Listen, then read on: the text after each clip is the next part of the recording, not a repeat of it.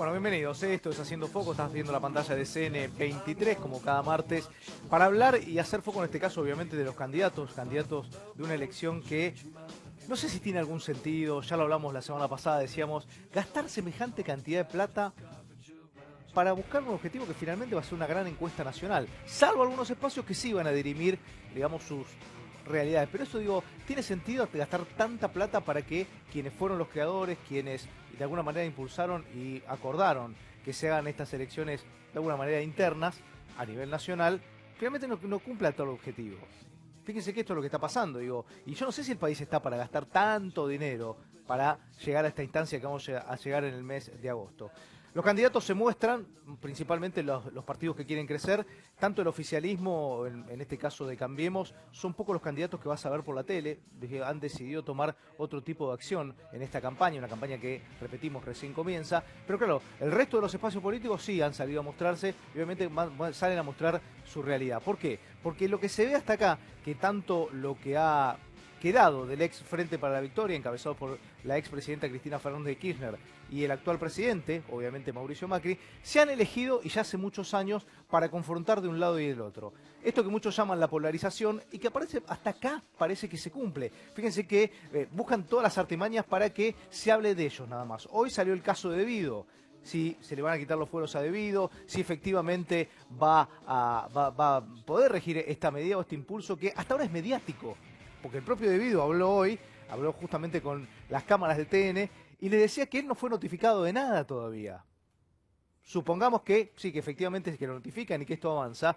Tampoco tiene el oficialismo, más allá de la impronta que le dio hoy el presidente de la Nación, que él dijo que iba a votar por el desafuero de Julio Debido o que iba de alguna manera incitar a su bloque de que así lo haga. Bueno, la realidad es que no parece contar con los números para que esto ocurra. Entonces, siempre se habla de lo mismo.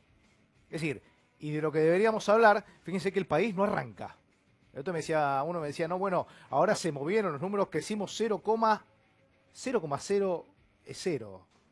No jorobamos, es decir, vamos a hablar de la realidad. Hay muchos puestos de trabajo que no se cubren. Hoy a la mañana hubo una protesta de los ex trabajadores de PepsiCo en el centro porteño. Es decir, estamos hablando de empresas grandes, pero también sabemos que la realidad de las pymes es muy, pero muy complicada. Y el gobierno hace de la política como una especie de esnovismo. La verdad que llamaba mucho la atención, ¿no? Ver lo que fue noticia en el día de ayer, ver un cartel en la entrada de Balcarce 50 que ponía el menú que tenían a disposición los empleados de Casa de Gobierno.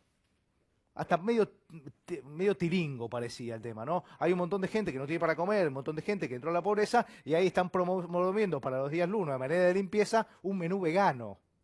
Muchachos, o sea, no tienen sentido de lo que pasa en la calle. Si no, tal cosa, si lo quieren hacer, fantástico, digo, pero tampoco hubiesen lo hubiesen hecho trascender de tal manera. La verdad que es un papelón. Pero bueno, el gobierno no entiende. Hoy dijo el presidente que no había que preocuparse por el dólar, porque claro, obviamente el dólar que ya se instaló en 17, porque uno puede decir, oh, bueno, subió un poquito, bueno, ha superado los 17, pero ya podemos hablar de un dólar de 17, no más de 16. Y como consecuencia de esto, sabemos lo que pasa en la Argentina. Lamentablemente la Argentina, que vive ahí a la par del dólar y se fija a ver cómo hacer sus movimientos, principalmente en el comercio minorista, claro, el comerciante ve que el dólar sube un peso, o que ahora está en 17, y por las dudas toca los productos. Pasa siempre. Es decir, los últimos 60 años de la Argentina ha ocurrido esto. Acaba de aumentar el combustible, va a aumentar, ahora aumentan las prepagas, ya se habla de otro aumento de combustibles. La realidad es que el gobierno no tiene ningún éxito en materia económica, ninguno. ¿Y con qué tapa todo esto? Es decir, la calle está complicada. Recordemos que, a ver, cosas que han ocurrido también en las últimas horas. La gobernadora Vidal salió una persona cuando fue a inaugurar el tren a Mar del Plata, a reinaugurar el tren a Mar del Plata, y se le puso cara a cara. ¿Qué le dijeron? No trascendió eso. A ver, tal vez fue de manera pacífica, digo, pero es un error garrafal. Un gobierno que tiene también problemas en materia de seguridad, externa, si quiere decir, para todos nosotros, e interna. No puede controlar nada. ¿Y todo esto cómo lo tapa? Con la mugre. Enseguida, recordemos que esto que me parece que ensucia a toda la clase política, esto de hablar, de ver quién tiene, a ver, menos roña en casa. Fíjense, es decir, unos hablan, vos tenés los Panama Papers, y del otro lado dicen, no, pero vos tenés a Julio López. Y en esa mugre andan transitando y es de lo que hablan. La verdad que es muy pobre, digo, porque esto le hace daño a toda la clase política. Porque no podemos decir que son todos Julio López, ni podemos decir que todos tienen Panama Papers. Entonces, debería ser hasta un poco más cauto. Pero no, eso no pasa. Así que hoy vamos a hablar con candidatos, obviamente ya se están, o precandidatos, si podemos decir, a esta altura. Ninguno son del oficialismo, ni de lo que ha quedado hoy como la oposición, digamos, más marcada, que es lo que acompaña a Cristina Fernández de Kirchner. Y seguramente ahora cuando lo saludemos a Juan Manuel Abal Medina, decir, pero pará, si Juan fue jefe de gabinete de Cristina. Sí, bueno, pero recién yo hablaba con él fuera del aire y yo coincido con él. A ver, yo creo que Cristina, que ella misma lo dijo en el acto en Arsenal, ella dijo, a ver, yo ya tuve, en este país alcancé lo máximo que se puede alcanzar, que es ser presidenta 2 veces. Entonces digo, ¿cuál es la necesidad, digo, de entrar? Digo, les cuesta mucho salir, digamos. Y a mí la sensación que me da es que lo único que hace es taponar al crecimiento de nuevos dirigentes. No más que eso. Porque siempre están reflejados en ella. Y porque siempre la necesitan a ella. Entonces, eso no le da posibilidad de crecer absolutamente a nadie. Gracias a los 4 por venir, Claudio Lozano, Juan Manuel Abal Medina, Cristian Castillo y el señor... Claro, cuando lo vieron sentado acá, mis compañeros, el señor Datelli, dijeron, ¿qué viene a conducir con Rodon? No, claro. Él tiene su programa los días jueves, pero no. Acá estamos y vamos a hablar... Bueno, gracias a usted, Agustín, placer tenerte acá también. Gracias, Rodon. ¿Cómo ven la campaña, digo? El que quiera, puede empezar a hablar. Vos dejaste una pelota que me gustaría agarrar, que es el tema de la PASO. Sí. Obviamente la PASO, como terminó siendo en gran parte de los distritos de la Argentina, parece no tener utilidad, porque obviamente estamos obligando a los ciudadanos a votar lo mismo que van a votar en octubre, en agosto. Ahora el gobierno está hablando, y escuché al jefe de gabinete diciendo que habría que suspenderla o levantarla. Me parece que acá en primer lugar hay una cuestión que no tiene sentido, porque justamente ellos dijeron que no tuviera sentido. Esta elección sería muy distinta si estaremos compitiendo en la provincia de Buenos Aires, nuestro espacio, con Florencio Randazzo frente a Cristina Fernández de Kirchner, y acá en la ciudad el oficialismo, con quien sea, con Lustó. Fue el oficialismo nacional que dijo que no había sentido. O sea, hoy tenemos pasos muy, muy distintas y todos los actores hubieran dicho no, que se discuta y que funcionen las instituciones. Fueron ellos los que dijeron que no funcionara. Y aparte, el gobierno utilizó las PASO con mucha inteligencia para llegar al gobierno en el año 2015. Cuando yo lo escucho ahora a Marcos Peña decir que habría que levantarlas, me parece que está pensando en evitar que la oposición haga una PASO fuerte el año 2019 para que gane la Argentina. Digo, tenemos una regla, hay que cumplirla, y el que no cumple las reglas está mal quien no la cumple, no el que la intenta cumplir, ¿no? Entonces por eso me parece que esta discusión, si tiene o no sentido, también tiene que ver. Y quizás tengamos que pensar desde el Congreso algún esquema que haga más obligatoria aún la PASO, no como ahora que es solo obligatoria para los ciudadanos, pero también para los partidos políticos. Un esquema que refuerce la PASO para que, por ejemplo, autoridades de un partido no puedan presentarse por fuera en contra de ese partido en una elección. Digamos, hacer también la primaria obligatoria para los partidos políticos y no solo para los ciudadanos. ¿Siente que es un negocio esto de lo que está haciendo Cambiemos con lo que es el ex Frente para la Victoria? Digamos, con la idea de polarizarlo, la elección. Mira, yo lo que creo es que efectivamente la jefa de campaña de Mauricio Macri en el final de su mandato fue Cristina Fernández de Kirchner. Del mismo modo que la razón por la cual hoy Cristina puede ser candidata es la gestión desastrosa de Mauricio Macri. Así que en ese sentido uno se da la mano con el otro. Y la verdad que creo que los argentinos estamos instados a tratar de poder discutir una propuesta diferente que se aparte de aquellos que saquean el país con cuentas offshore o los que no tienen la posibilidad de decir frente a las manifestaciones de corrupción del gobierno anterior. Creo que hay millones de argentinos en una posición diferente y creo que eso es lo que hay que construir como una opción política distinta. Yo quiero discrepar con Juan Manuel. La verdad que las PASO tal cual están a mí me parece que no son conducentes. Esto no es una primaria, estos son elecciones generales anticipadas. Acá cualquiera puede ir a votar a cualquier partido en cualquier categoría. Esto no son las primarias de una determinada fuerza política, sino que alguien puede votar diputado nacional en un lado, diputado de la ciudad en otro. Se obliga a fuerzas que no necesariamente tienen internas que dirimir a que las diriman. Yo creo que si queremos, a mí me parece bien que existan primarias para posibilitar y ordenar el fenómeno de democratización interna de las fuerzas políticas, pero tal cual está planteada, esto no es una primaria, por eso termina esto siendo es una elección general anticipada y sí efectivamente es un gasto absolutamente innecesario. Lo que sí ha tenido de positivo esto esto sí hay que decirlo, que se han habilitado un conjunto de posibilidades en términos de financiamiento de los espacios para los partidos políticos, en términos de propaganda y demás, que ciertamente es un avance respecto a la situación anterior. Ese es el costado positivo que esa legislación tiene, pero por lo demás creo que es algo que merece una modificación inmediata. Pero el problema, déjame marcar algo, el problema, Claudio, no es el instrumento, sino el uso que se le da. No, el instrumento tal cual está, no. Una cosa es que vos tengas que hacer primarias y vos tenés que participar de la primaria de un partido. Otra cosa es que el elector participe de la primaria de un partido, del otro. Habría que discutir en qué medida el tema de la resolución de la interna de un partido tiene que ver con una discusión general del conjunto de la población. Eso es otro debate que habría que dar. ¿Y por qué razón si un partido no tiene que dirimir internas, las tiene que hacer?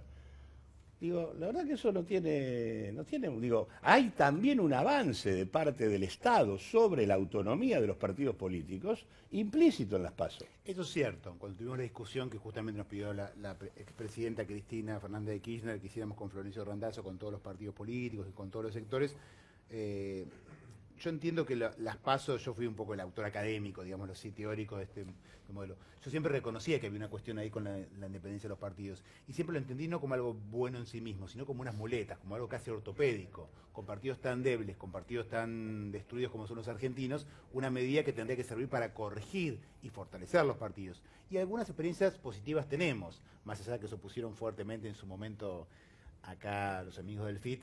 Creo que al FIT le fue muy útil para constituirse como un espacio político fuerte, relevante a nivel nacional esta experiencia. Cambiemos, lo utilizó con mucha inteligencia y realmente era difícil pensar cómo tres tradiciones políticas tan distintas. Una Carrió que decía que Macri era el mayor corrupto de la política argentina. Un radicalismo que decía que su límite era Macri y no podía cruzar de ninguna manera. Si no fuera por una discusión como te permite la PASO, se podían juntar ahí. Lo que yo no entiendo es por qué nosotros que diseñamos este instrumento no lo podemos usar con nosotros mismos. Yo creo que hay dos cuestiones diferentes. Una es que hay que tener en cuenta que cualquier reforma que quiere hacer el gobierno de Macri es una reforma para volver el sistema más reaccionario, ¿no? Más allá de que toma un hecho cierto, que no va a haber casi paso, etcétera. Sobre todo yo creo que lo que quiere es terminar con una cantidad de espacios gratuitos en televisión en el proceso electoral que lo van a querer restringir, porque obviamente teniendo el aparato de gobierno llegan por otra vía, teniendo la gran prensa dicta llegan por otra vía, entonces la utilización que le podemos dar las fuerzas antisistema al uso de los espacios gratuitos es algo que lo quieren restringir. Y lo otro que quería decir, que me parece que hay una apelación a la baja de aspiraciones en la elección, tanto en el discurso de Cambiemos como en el discurso de Cristina. En el de Cambiemos, a lo que van a apelar es que no gane Cristina porque si no va a volver. Es eso, no tienen para ofrecer nada más que esa idea, es con lo único que juegan, le dan vuelta, toda la propaganda apunta a eso. Y en Cristina es ponerle algún límite, hasta ahí.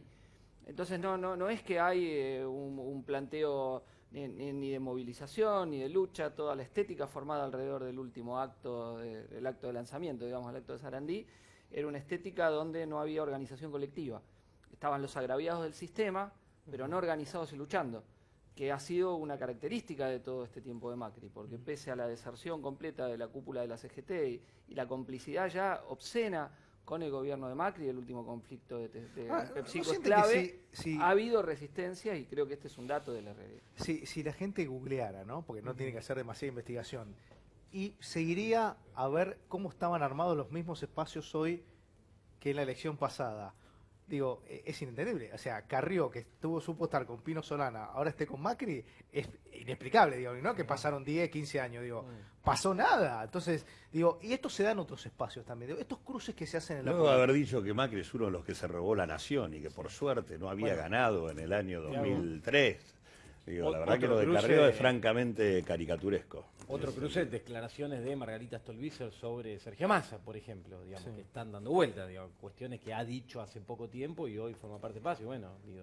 Pero por eso digo, me parece que la idea original, que era esto de ordenar los partidos, digamos, la política no tiende a ordenarse a través de partidos, sino personalismo. No, digámoslo con todas las letras del sentido, digo, con independencia de no me la voy a tomar con el autor académico, pero lo cierto, digo, también es cierto que las PASO, en el momento en que nacen, buscaban evitar la fuga que podían existir de distintas internas del PJ para poder de alguna manera coadyuvar a la segunda posibilidad de presidencia de Néstor Kirchner. Eso estuvo directamente asociado a la razón por la cual se votó lo que se votó y cómo se lo votó, cuando todavía el debate no había terminado y había necesidad de seguir profundizando qué características iba a tener el sistema. Acá había un PJ que desbordaba con internas que terminaban yendo a las elecciones generales y alguien que decía, no, hagamos la interna primero y después que todo tenga necesariamente que confluir y nadie se tenga que presentar. Bueno, Cuando uno hace una reforma institucional, la verdad, pensando de esa manera, las reformas institucionales no sirven. La reforma institucional debería servir para democratizar el sistema de partidos. Esto sí es un objetivo y creo que en ese sentido las primarias tienen un objeto. Esto, vuelvo a decirlo, no son primarias, son elecciones generales anticipadas y como tal no merece gastarse la guita que se va a gastar en esto. Ahora, objetivamente, el único punto importante fue que se abrió un poquito el tema del financiamiento de la actividad política ligado al tema de la propaganda televisiva. No es menor el tema, ¿no? No solo que no es menor, sino que es un tema, no solo que no es menor, sino que además es un tema clave para discutir cuando se debate el tema de la corrupción, porque atrás del tema de la corrupción del sistema político partidario, además del enriquecimiento ilícito de los funcionarios, está el financiamiento ilegal de la política. Claro. Como Brasil lo prueba con mucha claridad, ¿no? Esa discusión fue muy profunda y coincido con lo que decías vos antes de recién. Seguramente cuando el gobierno empieza a discutir esto, después va a discutir esto y va a ir por esto y va a ir por esto, digamos. Sí, es difícil aceptarlo así. Y más allá de lo que pensamos, yo sí creo que son primarias. El modelo que tomamos es el modelo uruguayo. En Uruguay realmente funcionaban bien. Las PASO es un modelo muy parecido al argentino, prácticamente muy similar, funcionan y ha ayudado a fortalecer los partidos uruguayos. Obviamente los partidos también, para fortalecerse, también tiene que definirlo cada uno. Hay partidos que realmente la han utilizado para fortalecerse y otros que por más reforma que hicimos, y el peronismo está muy lejos de haber... Yo creo que hay que separar que uno puede ser crítico de cómo está el sistema y puede tratar de utilizarlo lo mejor posible. Esas son dos cosas diferentes. Nosotros hemos criticado desde el 1,5 hasta la obligatoriedad, la intervención de los partidos, todo eso, pero no quita que cuando... A ver, si vos tenés espacio gratuito y no tenés nada que decir, aunque te den todo el tiempo del mundo, no te sirve para nada. Claro. Si vos tenés algo que transmitir, lo vas a utilizar. Ya que lo mencionás, el tema del mensaje. Lo último que quería decirte, Rodo, que nosotros hemos mantenido quizá una de las coaliciones políticas más largas del 83 hasta ahora en la izquierda anticapitalista. Es decir, nos formamos en el 2011, 2017, ya va a ser la cuarta elección que el Frente de Izquierda de los Trabajadores se presenta y en ese sentido hemos trazado un lugar con presencia en el Parlamento, en un montón de legislaturas, que está acompañado por una fuerza militante en los lugares de trabajo, en los lugares de estudio. Pero insisto, es porque está articulado alrededor de un programa. Ahora, la campaña da la sensación como que se va a encarar y que el discurso va a ser, o la discusión va a ser, punto número uno, el oficialismo hablando del gobierno anterior, de que son truchos, de que hicieron esto, de que hicieron el otro, que Julio Devido, y por otro lado, van a tener el frente que lidera Cristina Fernández de Kirchner hablando de que hoy no se puede vivir, que se han perdido derechos. ¿Creen que toda la campaña va a rondar en eso? Mira, lamentablemente sí, y lo que hay que hacer es romper con esa lógica. Esa lógica de polarización, de grieta, nos perjudica mucho a todos. ¿Por qué? Porque no estamos debatiendo cosas realmente importantes que hay que debatir en Argentina, digamos, que tiene que ver con, en materia económica y de política económica, el desastre que hoy está ocurriendo en Argentina, que vos marcabas recién cuando abrías el estancamiento económico, el deterioro del cual venimos el último año, la proyección hacia dónde vamos hacia adelante, indefectiblemente, si seguimos por este camino, y también el reconocimiento de errores y un montón de cuestiones que había que corregir, que tienen que ver con la cuestión de la política económica, cómo estaba implementada y las restricciones que enfrentaban en el último tiempo. Entonces, seguir jugando en esos dos extremos, con la chicana, con el tiroteo de un lado, del otro, polarizando tan fuertemente, no tiene ningún sentido. ¿Por qué? Porque opaca el debate que hoy hay que dar, que tiene que ver con un laburo profundo, que digamos algunos estamos haciendo hace ya un tiempo, de análisis de qué necesita realmente la economía argentina de acá en adelante, ponerlo sobre discusión, sí, poner propuestas pero sobre además la mesa. Se presenta una de campaña cara a en términos sociedad, como si fuese una elección presidencial. Y la verdad es que la gente debe entender que es una elección legislativa, digo, independientemente, ¿no? Sí, pero se plantea en términos de una elección presidencial. Y ninguno explica, digo. Yo entiendo que... Mira, acá el tema de fondo es que Macri es un proyecto de minorías, pero también es minoría institucional. Y sin embargo, para sus definiciones tiene consenso institucional, porque las distintas variantes del PJ le otorgan consenso en el Parlamento. Consecuentemente, el tema de replantear quiénes son los que integran el Parlamento o la legislatura de la ciudad acá o legislaturas provinciales es absolutamente imprescindible para que este proyecto sea efectivamente minoritario y para que las instituciones no estén de espaldas a lo que dice la calle. Porque acá las instituciones votan al revés. Si vos agarrás a Sergio Massa no es oposición. Sergio Massa acompañó a Macri a Davos. Sergio Massa, como Bocio, como los que vienen de Córdoba, como Pichetto, como todos los sectores del PJ que quiera tomar, en realidad terminaron bancando el tema del desfinanciamiento del sistema previsional, la venta de las acciones, el acuerdo el replanteo de la CRT en contra de los laburantes. Digo, si vos recorres el Parlamento Nacional, acá no existe, o sea, es más, la gente va a votar en contra de esto. Macri va a tener 60-65% que no lo va a votar, no lo va a acompañar. Eso no es una mayoría política organizada ni representada institucionalmente si no rompemos con ciertos agregados electorales. Acá en la Ciudad de Buenos Aires, ¿es oposición, Lustó? ¿Es oposición, Massa? Digo, el Frente para la Victoria que le vota los presupuestos y las leyes principales a la reta, ¿es oposición? Entonces digo, hay que discutir otra cosa. La oposición se encarna con hombres y mujeres concretos dispuestos a no canjear votos por prebendas de otra naturaleza. Yo coincido en esto que dice Claudio respecto de esas responsabilidades. Yo voy a ser crítico con lo que le han votado ustedes en el Senado a Macri, porque eso es verdad. Macri, si no fuera porque la oposición le votó en minoría, no hubiese sacado ninguna de las leyes antipopulares que sacó. Y esto es importante porque ya están anunciando un paquete que se viene que es terrible. Están anunciando una reforma impositiva regresiva, están anunciando una reforma laboral regresiva. Sí, igual Marcos déjame que Peña te diga, dijo, ganen o pierdan, me parece que va igual. Digamos, pero, el tenor pero va a ser ganen o lo pierdan, mismo. mirá, pero ganen o pierdan, ellos van a seguir siendo no es la minoría. misma la relación Van de a seguir fuerza en la siendo minoría, legislatura ganen o pierdan. con un triunfo no voto. hay ninguna expectativa de un cambio dramático en la composición parlamentaria que tiene Cambiemos. No va a lograr mayoría en esta elección, aún en la mejor expectativa de voto. Entonces va a necesitar de contener otro. Yo creo que en ese sentido hay esa misma experiencia al Frente de Izquierda, lo ha visto claramente en la oposición a Macri desde el primer día. Nuestro compañero Nicolás del Caño dijo, no, yo con Macri no voy, no me siento a sacarme la fotito para que después justificarle los decretos y pasar el ajuste, para darle legitimidad.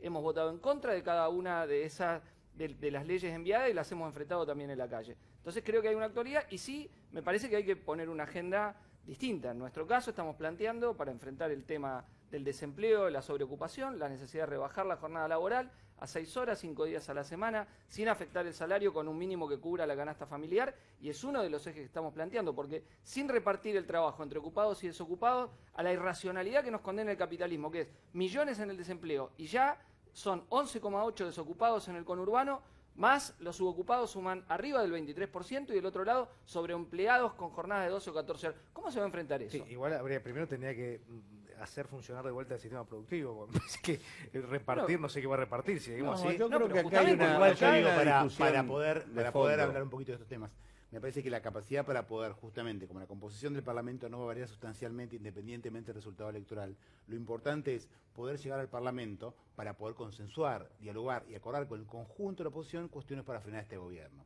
Yo voy a ser muy claro, yo voté en contra de los buitres, voté contra la venta de acciones, voté contra el aditivo del AFI, pero no me puse contento. Juan Manuel votó en contra, pero igual, a mí me da lo mismo, ¿no? Yo no hago política para la platea.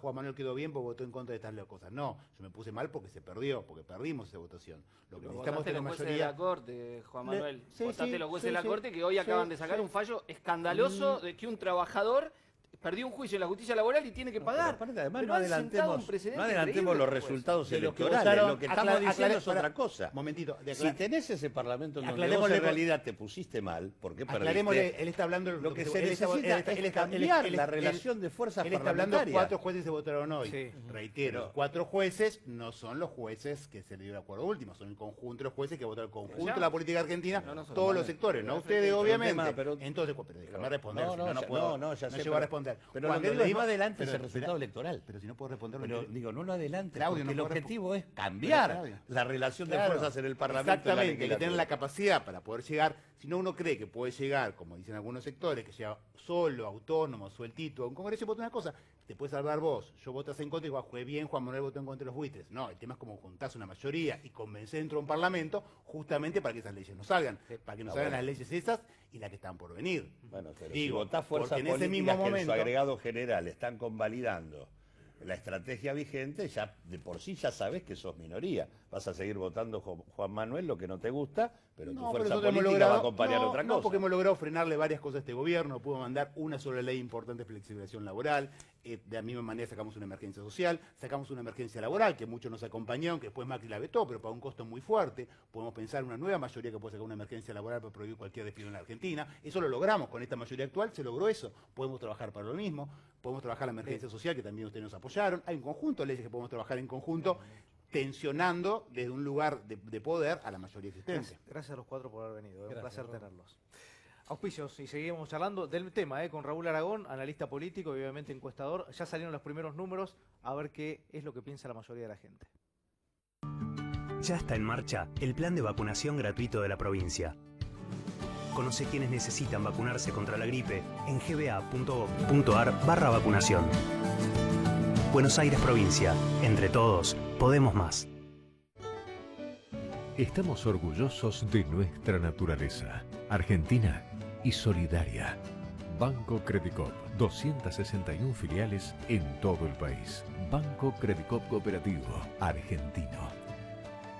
En Provincia ART, nuestro trabajo es protegerte en el tuyo. Provincia ART, la aseguradora de riesgos del trabajo del Grupo Provincia.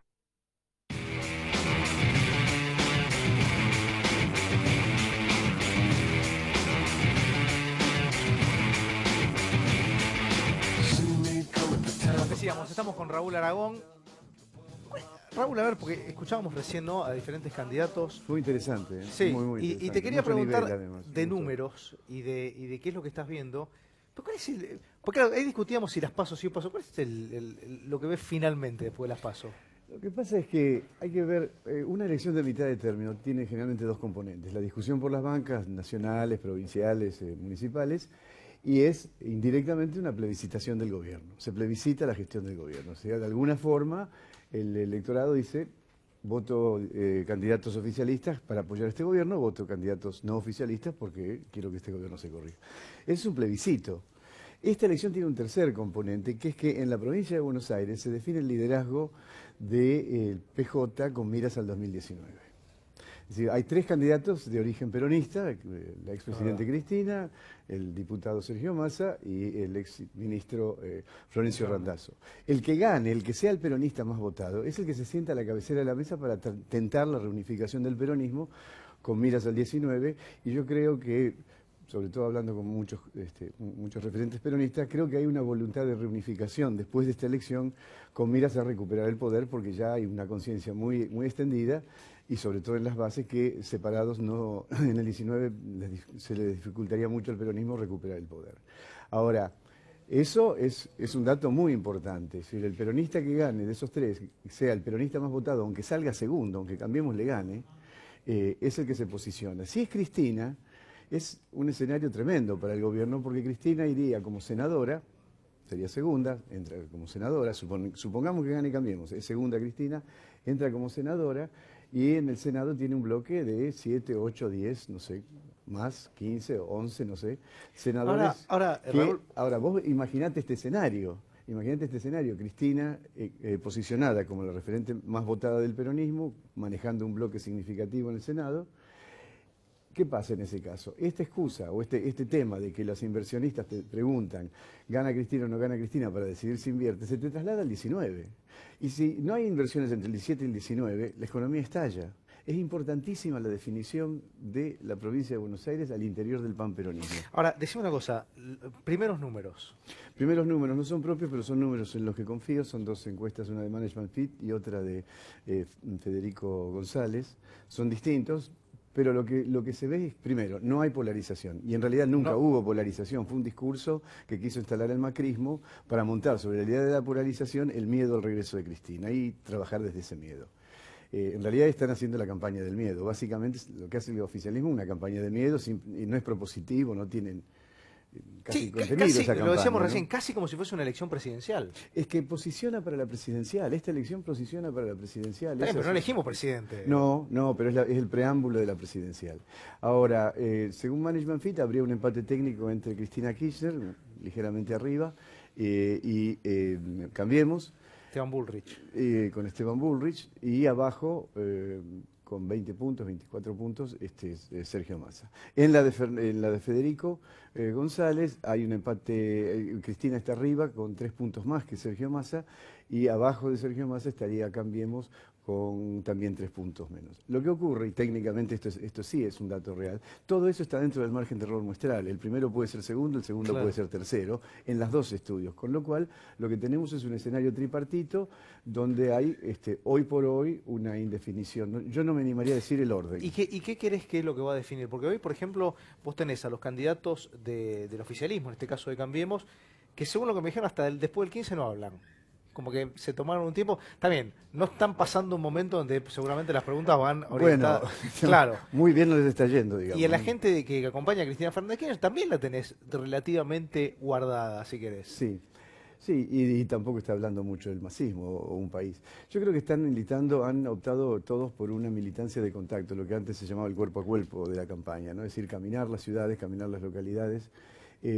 Pero básicamente es lo que decían recién tus otros panelistas, es decir, el Cambiemos va a hablar del terror al pasado, el kirchnerismo va a hablar del desastre económico, y en el medio Sergio Massa o un país va a hablar de la inseguridad y el problema económico. Esta va a ser la campaña, ¿no? ¿Vos crees que de la campaña, o si querés, la orientación que va a tomar la gente de un país, que es el caso del bloque de Sergio Massa con Margarita Stolbizer, va a ser justamente seguir por la ancha avenida del medio? Sí, yo creo que sí, porque además, y eso lo demostró, hay dos estudios anteriores que demuestran que esa avenida existe. De nuevo, parecería que estoy trabajando para Mariel Fornoni, pero la verdad que es un estudio de ella, y sí, y además yo confío en sus datos. Mariel, en el estudio anterior demostró esto, hay 50% que está en el medio, que no es ni macrista absoluto ni kirchnerista absoluto, con lo cual también está diciendo cuáles son los pisos de esas dos fuerzas, ¿no?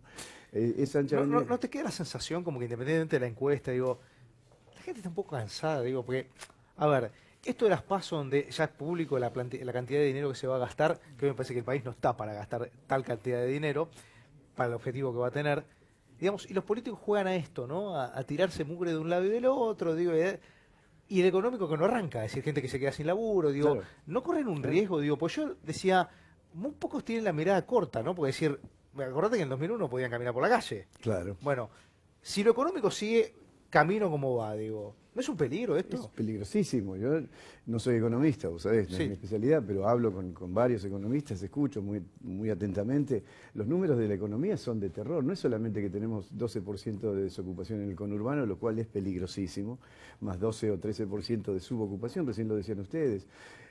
Eso es una parte, pero en cuanto a la dirección general que vamos tomando, mira, te doy unos números que son números oficiales. La base monetaria, el M1, los billetes equivalen a 50.000 millones de dólares, lo que hay en la calle, Sí. los pesos que tenemos Sí, en el sí. bolsillo. Las LEVAX son 65.000 millones, o sea, hay 30% más de LEVAX que de pesos. Circulante. Claro, de circulante. Esos 65.000 millones pagan más o menos de intereses unos 16.000 millones, que no están computados en el presupuesto porque es lo que se llama déficit cuasi fiscal. El Banco Central es autónomo, no entra dentro del presupuesto. Bien, entonces... Sí, y hay una gran especulación a que eso, digamos, subir la tasa y que te renueven. Que te digo. renueven, claro. Sí, pero si no, ¿con qué lo pagan? Con la emisión de deuda. Lo que pasa es que vos seguís emitiendo deuda, seguís aumentando el déficit, porque el servicio de la deuda también va al déficit. Es el déficit primario más Claro. el servicio de la deuda. Y eso tiene un límite.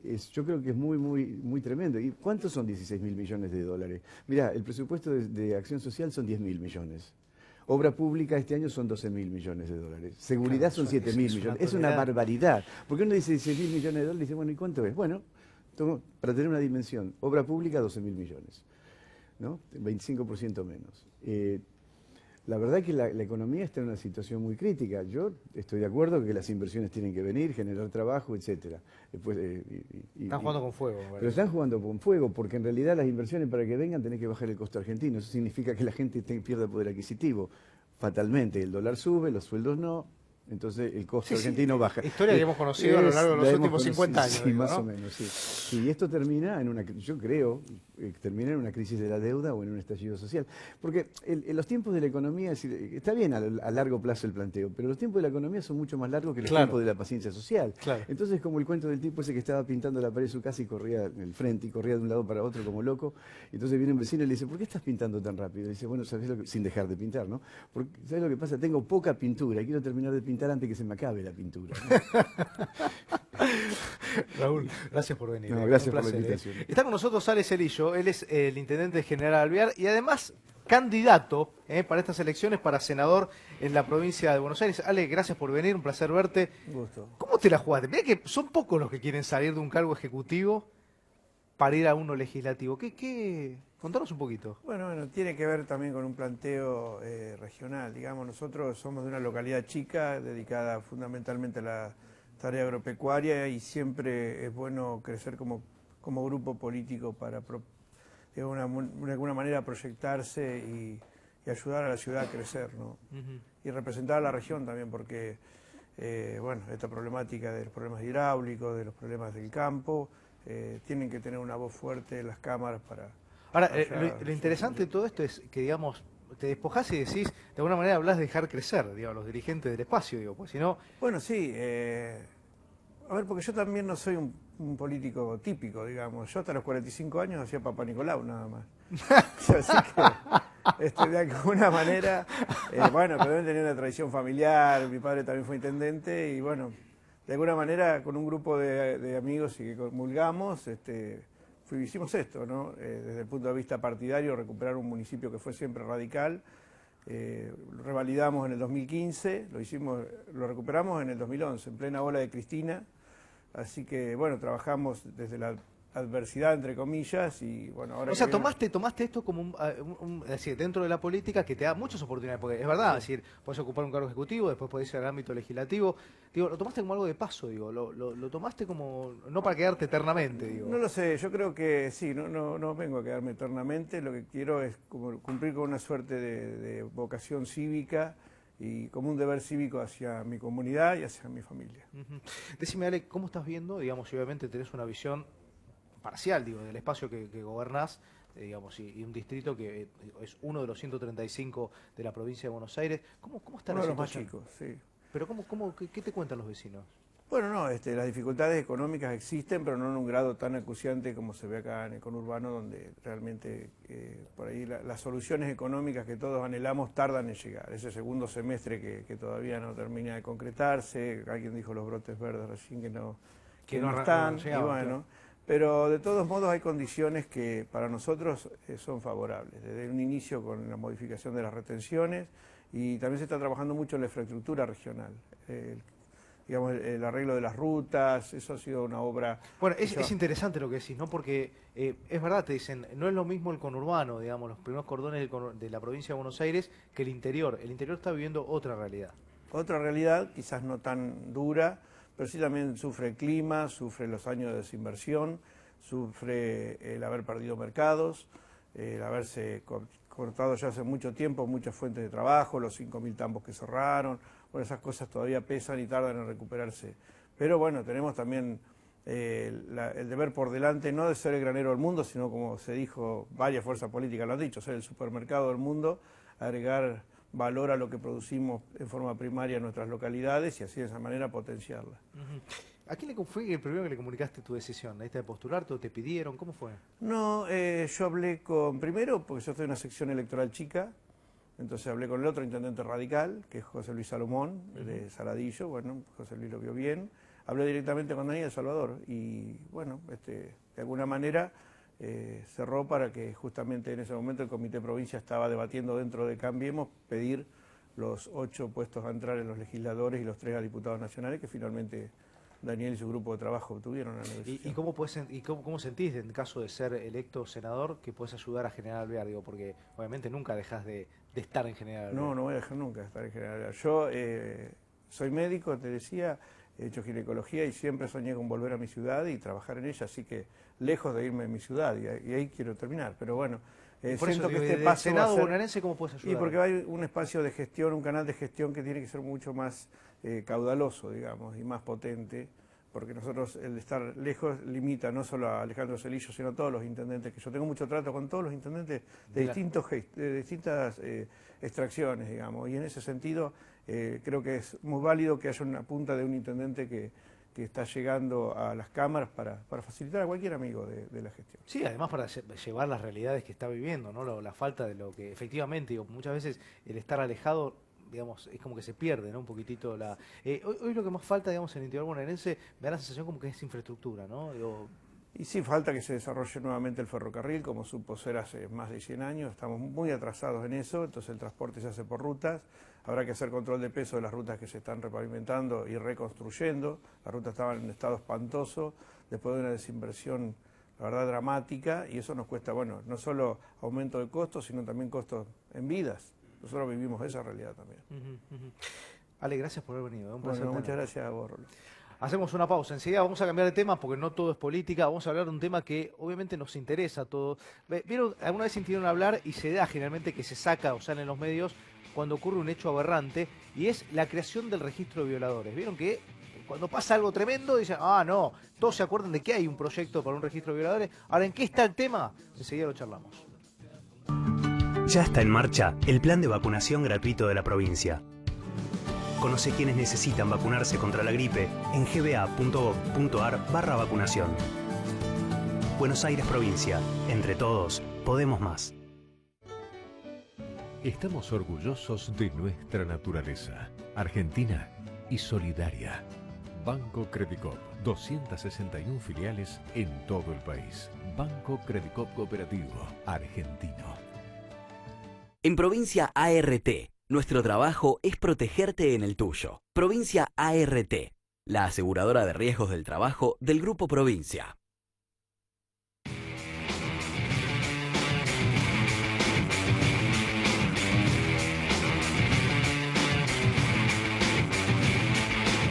Vamos a dedicarle este último bloque justamente a lo que te decía, ¿no? Lo que es el registro de violadores. Esto que, digamos, se reflota cada vez que ocurre algún hecho aberrante y toma conocimiento público, porque hechos aberrantes ocurren todos los días, nada más que no todos llegan a la pantalla, no todos llegan a las radios, no todos llegan a los medios de comunicación. Y vamos a abordarlo por la importancia que tiene, más allá de que, repito, es algo que está ahí por ahí durmiendo. No sé, ahora vamos a preguntar al doctor Marcelo Biondi, que es abogado penalista, que está justamente detrás de este tema, y además hay dos especialistas, como el doctor Gustavo Penasino, que es director del laboratorio de ADN del Colegio de Farmacéuticos y Bioquímicos de la ciudad de Buenos Aires, y también Gabriel Boselli, que es bioquímico. Gracias a los tres por estar acá. A ver, Marce, ¿en qué está el proyecto? Porque la verdad, cuando pasan estos hechos, parece como algo que parece una herramienta para la justicia, ¿no? Digamos, de lo que es el registro de violadores. Pero queda como la nada siempre. Buenas noches, Rodo. Esta es una ley que se sancionó en el año 2013.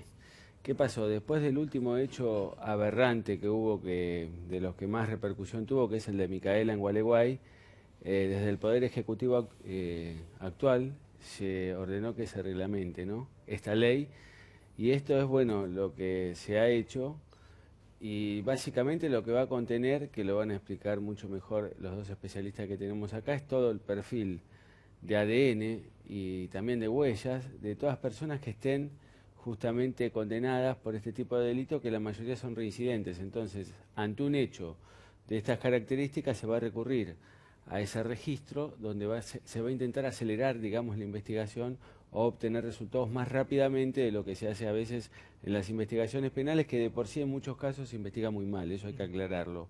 Y por otro lado, bueno, hubo una serie de cuestionamientos también que retrasó todo esto, que tiene que ver con planteos de inconstitucionalidad, que al final la justicia terminó diciendo que esto no afectaba la intimidad de las personas por una cuestión que solo lo van a poder ver jueces y fiscales, ¿no?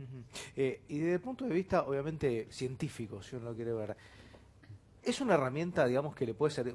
herramientas, digo, ¿no? Porque después como lo aplique la justicia es otra cosa, digo, ¿no? Porque siempre contamos de herramientas y a veces son mal aplicadas las buenas herramientas. En este caso, ¿qué es lo que podemos destacar de esta aplicación? Sí, de hecho, ya se está utilizando. Lo que pasa es que no se utiliza en el marco de un ordenamiento legal.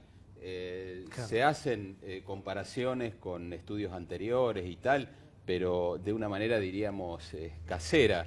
Muchas veces nos pasa que nosotros hacemos estudios para varias provincias y a veces nos piden del Poder Judicial de una provincia, nos dicen, bueno, este resultado que usted obtuvo, compárelo contra otros resultados que tuvimos en la misma provincia y bueno, y se hace una comparación así a mano.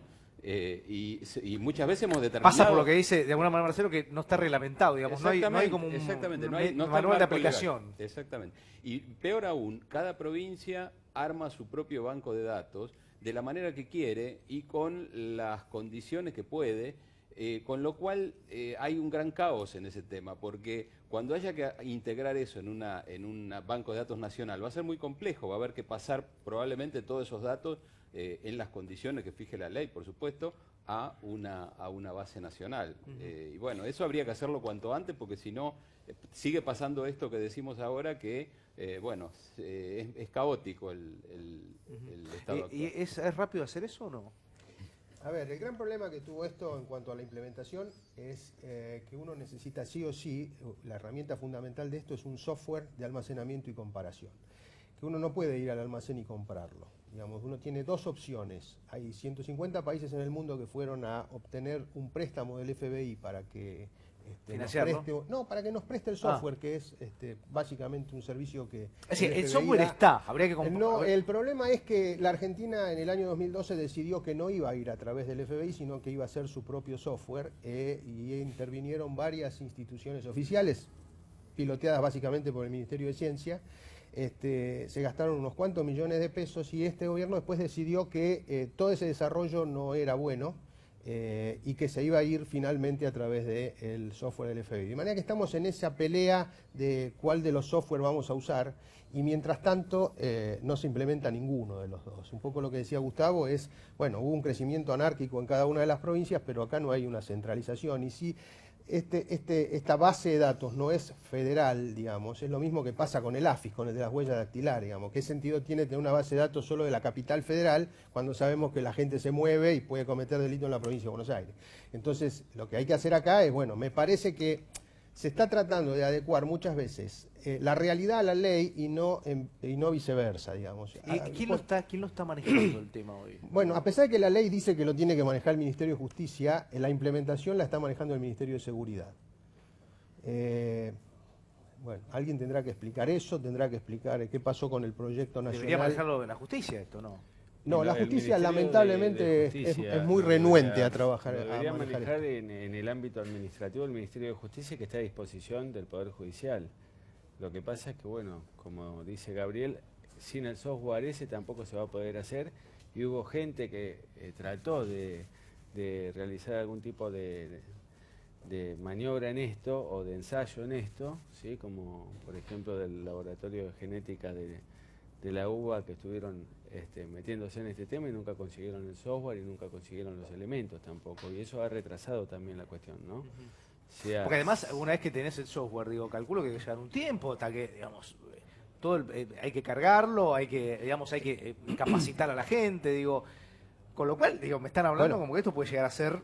Algunos de los artículos de la ley realmente son un salvavidas de plomo, porque de golpe hay que habilitar a los laboratorios y eso lo tiene que hacer el Ministerio de Ciencia, y el Ministerio de Ciencia no tiene una estructura como para habilitar a los laboratorios que van a aportar los datos a esta futura